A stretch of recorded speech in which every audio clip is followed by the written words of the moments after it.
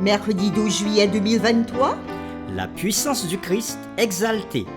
nous vous accueillons de nouveau sur votre chaîne Aventure dans la parole. Quel que soit l'endroit où vous êtes ou ce que vous faites actuellement, nous voulons nous arrêter avec vous et souhaiter que Dieu nous accorde discernement et sagesse par le Saint-Esprit dans sa parole en ce jour. Et si les contenus que nous vous proposons vous font du bien, nous vous invitons à marquer votre appréciation. Cliquez sur le pouce, abonnez-vous si ce n'est pas encore fait. Laissez-nous un message et surtout partagez le lien avec tous vos contacts. Le texte à mémoriser de cette semaine que nous vous invitons encore à dire avec nous se trouve dans Éphésiens chapitre 1, le verset 19 à 20. Et pour une meilleure compréhension, nous lirons le début du verset 18. Et qu'il illumine les yeux de votre cœur pour que vous sachiez quelle est envers nous qui croyons l'infinie grandeur de sa puissance, se manifestant avec efficacité par la vertu de sa force. Il l'a déployé en Christ, le ressuscitant des morts et en le faisant asseoir à sa droite dans les lieux célestes. Nous vous invitons à le redire avec nous, Éphésiens chapitre 1er, les versets 19 et 20, et nous commençons par le début du verset 18. Et qu'il illumine les yeux de votre cœur pour que vous sachiez, verset 19, quelle est envers nous qui croyons l'infinie grandeur de sa puissance, se manifestant avec efficacité par la vertu de sa force. Il l'a déployé en Christ, en le ressuscitant des morts et en le faisant asseoir à sa droite dans les lieux célestes. Quel est le rôle de la prière et de l'action de grâce dans la vie des croyants? Quelle expérience que le chrétien peut-il faire par l'action du Saint-Esprit? Y a-t-il une puissance supérieure à celle de Christ? Ta puissance, ta présence dans ma vie, ton amour, ta puissance, ta présence dans ma vie, et je veux t'adorer de tout mon cœur, et je veux t'adorer. Les réflexions de cette semaine nous aideront à répondre à ces questions. Et aujourd'hui, nous le ferons avec la séquence Christ au-dessus de toute puissance. dans Éphésiens chapitre 1, les versets 17 à 23. Paul a célébré l'exaltation de Jésus qui est maintenant assis avec le Père sur le trône du cosmos. Après avoir défini la position de Christ par rapport au Père, Christ est assis à sa droite dans les lieux célestes. Paul se tourne vers la relation de Jésus avec les puissances.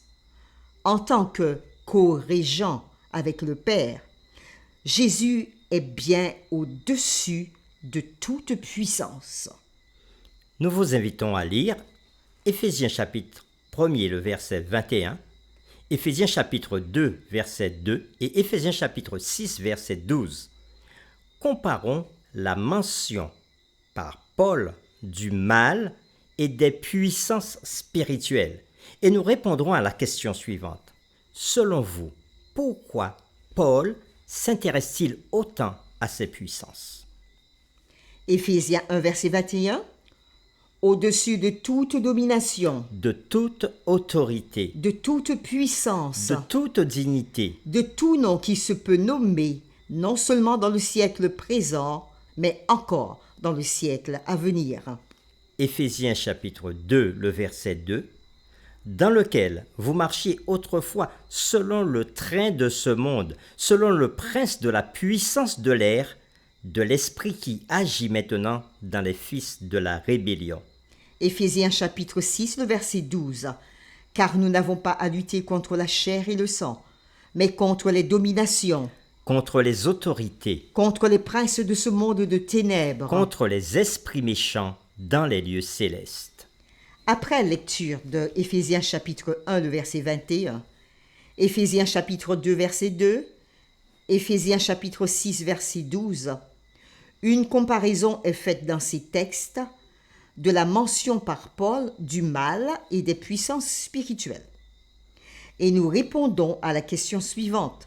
Selon vous, pourquoi Paul s'intéresse-t-il autant à ces puissances?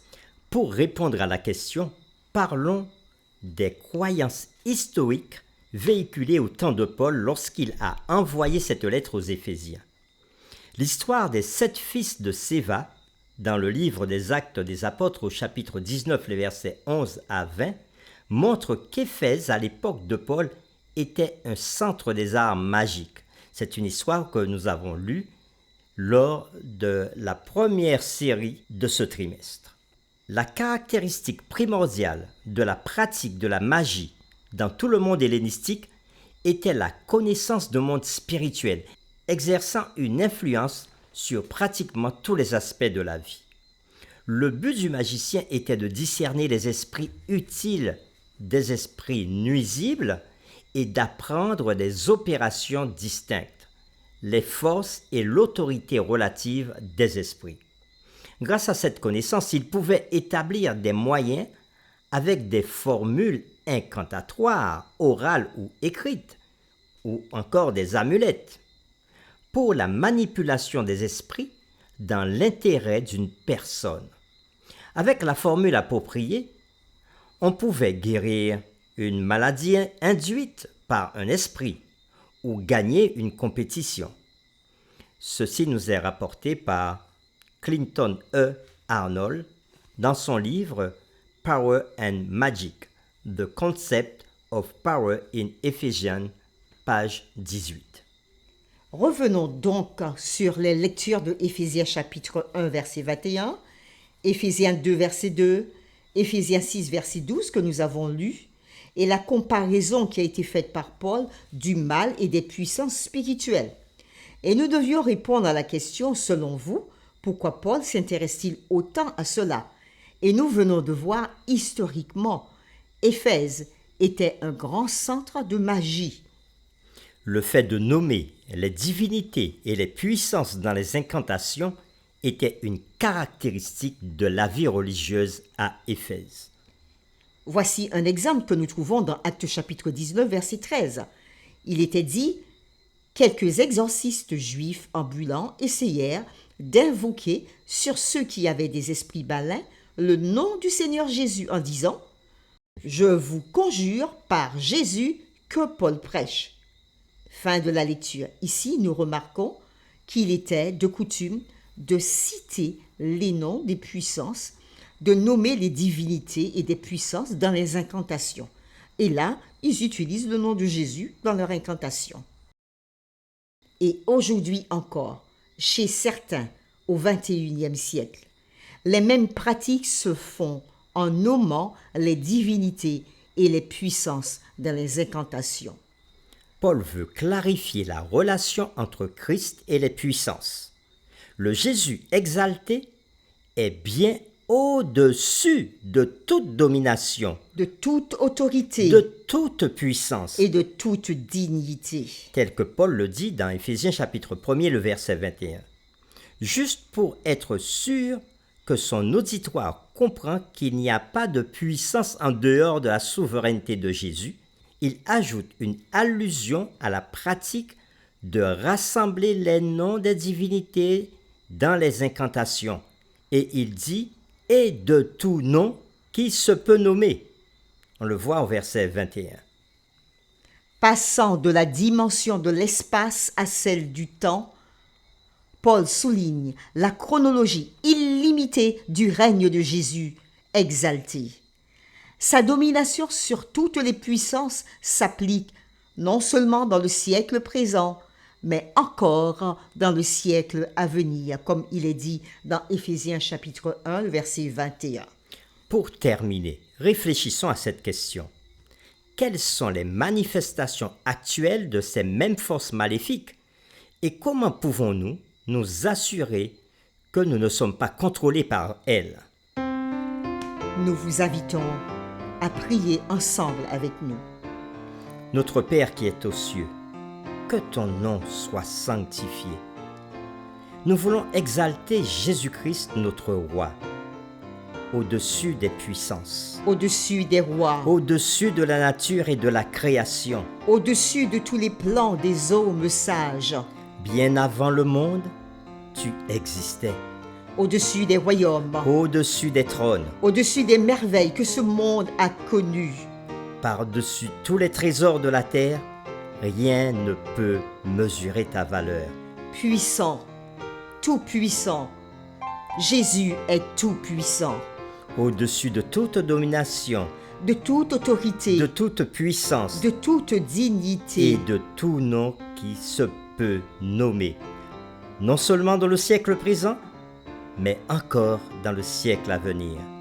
Jésus, notre Seigneur, est au-dessus de tout. Jésus est au-dessus du prince de la puissance de l'air, de Satan, de l'esprit qui agit maintenant dans les fils de la perdition et de la rébellion.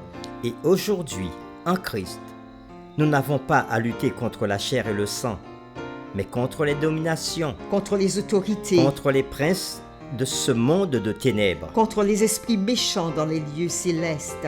Et c'est Christ qui combat avec nous et pour nous, Christ est notre secours, notre défenseur, notre libérateur. notre victoire. Tu es puissant, Seigneur, au siècle des siècles.